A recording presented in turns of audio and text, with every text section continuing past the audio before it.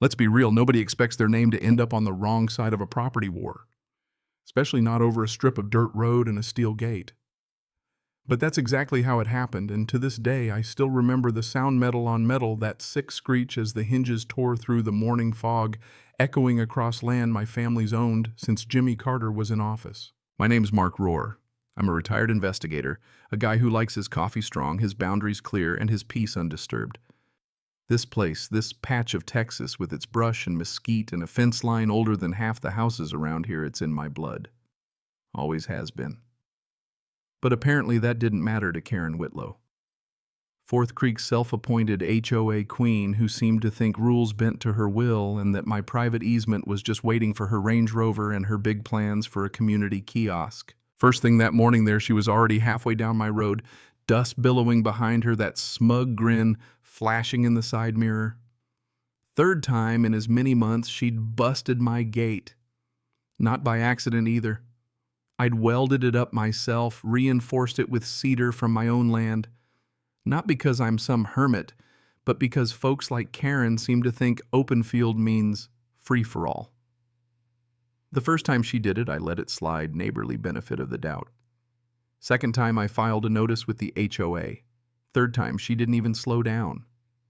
Her license plate 4C Queen said it all. Karen believed appearances outranked everything lawn hedges, how things looked from the street. That a clipped yard was more holy than someone's boundaries.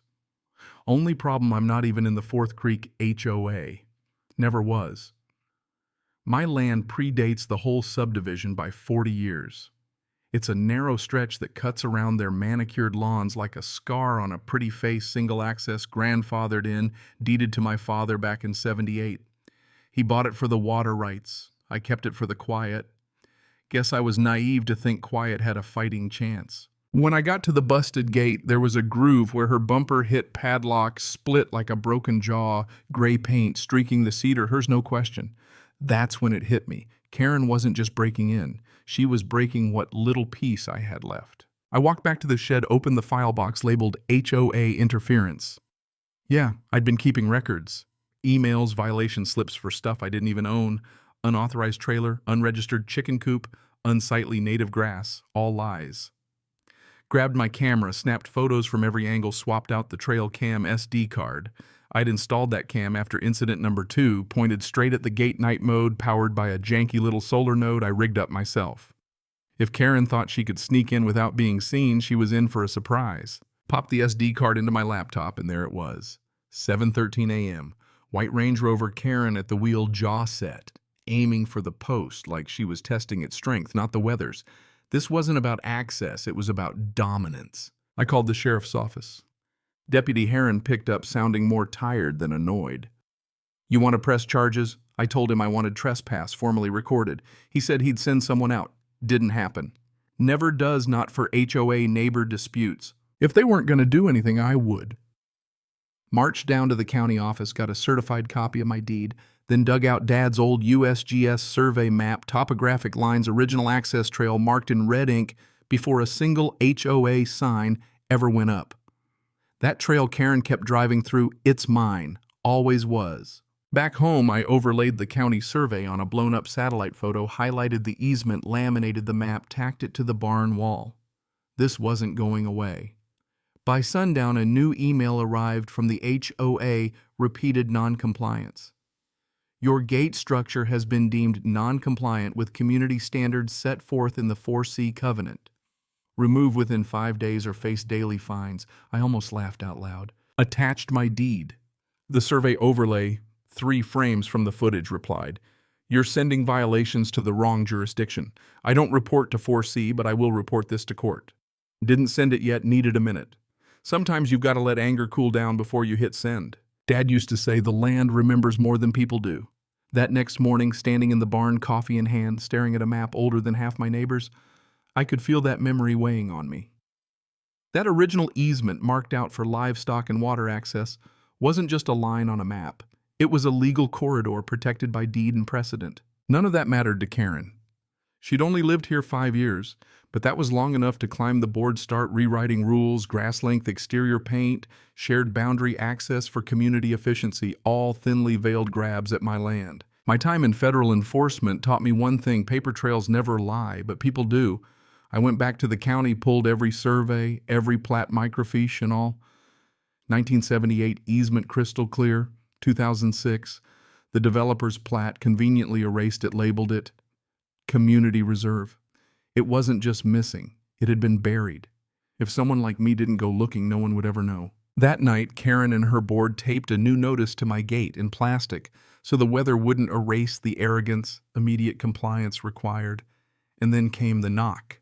Karen in her blazer heels on my gravel, 2 board members in tow. We voted to install a keyless barrier for community traffic flow. On my easement, she handed me a plan, refused to look at the deed I gave her. Let's proceed with the installation.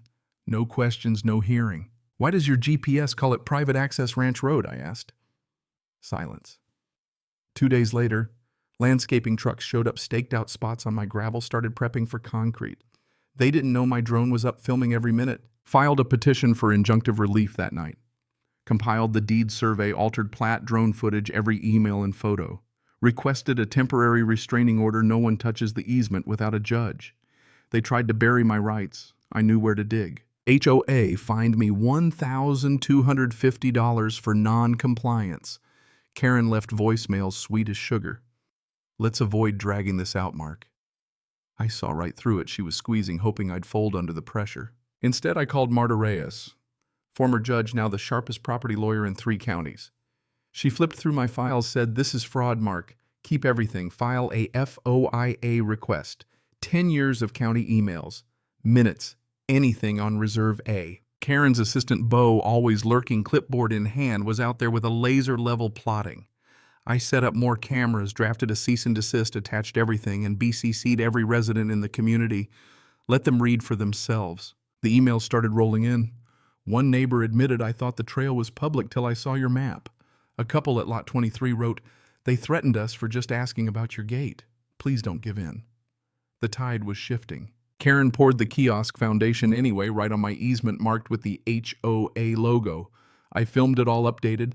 Marta added a notarized survey. Cal, my surveyor, confirmed they poured concrete 1.6 feet into my land.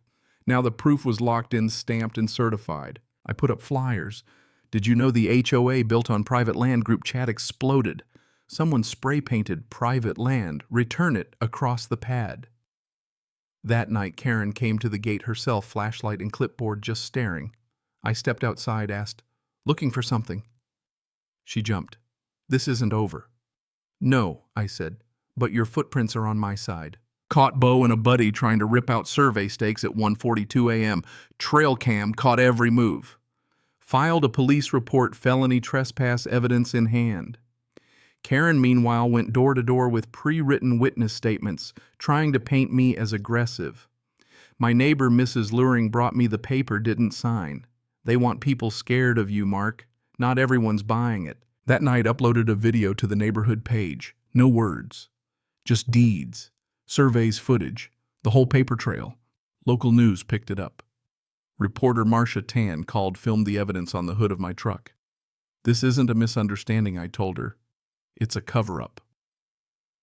Her story aired that evening, and the whole county started watching. Karen staged photo ops by my Bollards. Her lawyer spouted about public safety. County inspector came out, saw my paperwork, left without a word. Residents started asking why their dues were being spent on fines and concrete pours. Then came the twist. David Klein, the ex-treasurer, handed me a flash drive at a diner. Karen had funneled $28,000 from the HOA budget to her brother's shell company to fund the poor backdated invoices, no resident vote. The fraud was bigger than land now. 3 board members resigned. Karen tried to claim administrative confusion at a meeting, but when I stood up and laid out the paper trail, the applause was for the truth, not her. In court, Marta presented every deed, every certified survey, every invoice in camera. Still, Judge wasn't Karen's tennis partner, thank God for Marta's motion. The judge denied the HOA's motion, froze their assets, ordered a forensic audit. The kiosk slab was jackhammered out, my easement recertified. Karen lost her board seat, her real estate license, and the Fourth Creek HOA was dissolved. You'd think I'd celebrate, but what hit me hardest was the quiet that came back. Neighbors bringing casseroles, old couples donating plants to restore the land, Donald. Fixing my barn gutter. One unsigned letter in the mailbox. You were right. I was wrong. I should have respected the lines drawn before I ever arrived. That letter's tucked in my file right at the top. Built a new steel gate that springs solar lights, motion sensors, not to keep people out, but to remind them what lines are for. Stewardship isn't obstruction. Silence isn't peace. My father would have understood. When folks ask what I'd tell someone in my shoes, it's this: document everything. Know your deed. Never let a clipboard convince you the law belongs to whoever shouts loudest. The land remembers. Paper doesn't lie, people do. Now at night I sit on the porch with my daughter Emma, just us, the wind, the fence line, the gravel road that's ours again. She asks if there'll ever be another Karen. I say always. But next time the lines will already be marked. The stars come out, we sit a while longer, and for the first time in a long time I can breathe. This isn't revenge, it's recovery. This is what it feels like when steel and law hold the line. So here's my question. When power tries to rewrite the rules, where do you draw yours? Would you fight or let them pave over your story? Tell me what you think about justice, about lines, about what's right, because if we don't defend the quiet facts, who will? Cảm ơn các bạn đã xem video của mình.